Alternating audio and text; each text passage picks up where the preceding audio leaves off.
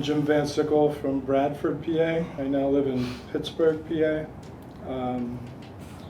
The grooming process that these gentlemen just spoke on, I won't reiterate my same grooming process, but predators look at you, and they look for your need, and they fill it. Bottom line. It doesn't matter what it is. It doesn't matter what socioeconomic class you come from or what town you live in. It has everything to do with them and their need. I met David Polson as an English teacher at Bradford Central Christian. Immediately became a friend. Immediately asked me to be the captain of his chess team. My senior class was 46 strong. When I got to Bradford Central, I was 46 out of the educationally.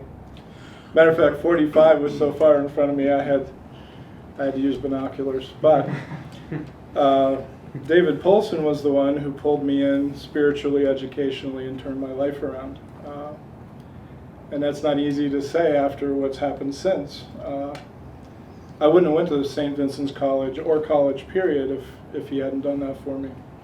But at the same time, he had a different plan. I thought I had a friend. I thought I had somebody I could share with, somebody I could go to with any issue that I might have. And I did. And the more information he got, the more the predator came out in him. I held the secret for 36 years. This past February, my mother sent me a flyer from the church saying that he was accused. I was traumatized all over again. It was probably 3 or 4 days of, I don't even think I slept. I didn't know what to do. I had a secret. And I read in the paper that it was just one person. And so I had to come forward. So I called the newspaper and got the Diocese of Erie.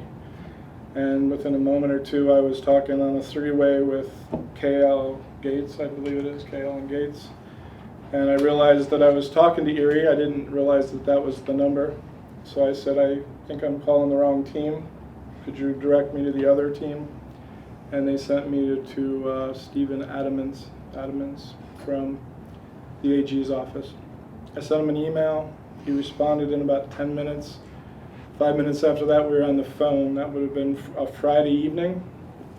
And he said, we have a grand jury meeting on March 15th, which was like 4 days later. He said, would you be interested in testifying? And I said, yeah. And he said, I'll give you a subpoena and everything. And I said, I don't need one, I'll be there. And I walked through the doors and I testified. But I can't tell you the fear that I've just in the last 4 months. I've only been outspoken in 4 months. But I just felt for that kid like 36 years of completely being alone. Completely believing that I didn't count, that I didn't have friends, that I couldn't be loved. Being married during that time and not understanding why my wife would show me love, but I couldn't feel it, so it was never enough. And her fighting back and me pushing her away when she got too close, and just the constant battle of emotional, the emotions that you're going through. That all stems from the grooming process. 2 years ago, I'm still thinking, was I abused? Did he really do this? Maybe he didn't. It's been 36, I haven't heard a thing. Trust me, I've followed him every parish he went to. So to hide that is hard. To come out was hard. But if you're sitting out there and you're listening to this, or you're hearing from us, it was the most freeing thing I think I've ever done in my life. It was the most empowering thing I've ever done in my life. Someone who reached out to me on Facebook not too long ago just basically said to me, Jim, I'm taking my life back. I'm done with this. I don't care who hears my story. I don't care how they view it. I don't care anything about it.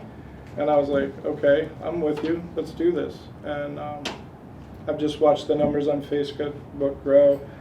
As I was coming here today, I received a call or a message from a woman in Ireland who wanted to speak with me because she's been following the posts and all the stuff that we're sharing with each other. And she's scared. She doesn't know what to do. There's more than one person that's been abused in her family. So I spoke with her on the ride here, and we'll probably speak again.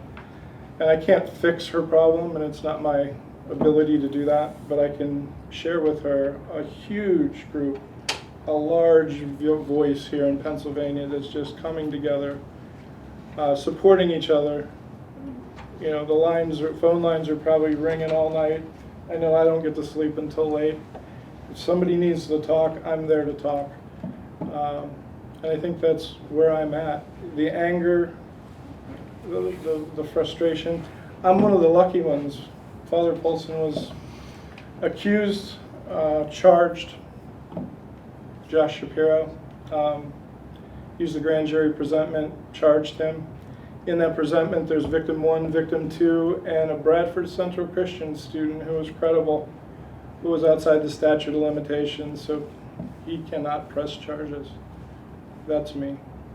I can't tell you how appreciative I am to Josh for even adding me to that report, because it was a little bit of vindication. It was a little bit of a, hey, somebody's listening, somebody's heard me. And I know there are many, many other survivors or victims that haven't been heard, feel like they haven't been heard, praying that they'll be heard. And we're hoping that you'll reach out, you'll come join us. David Polson will have a hearing in the fall, and I know there's a lot of people following that case. But pray for the 2 victims that are still young, and hopefully they don't have to live the life that the 4 of us have.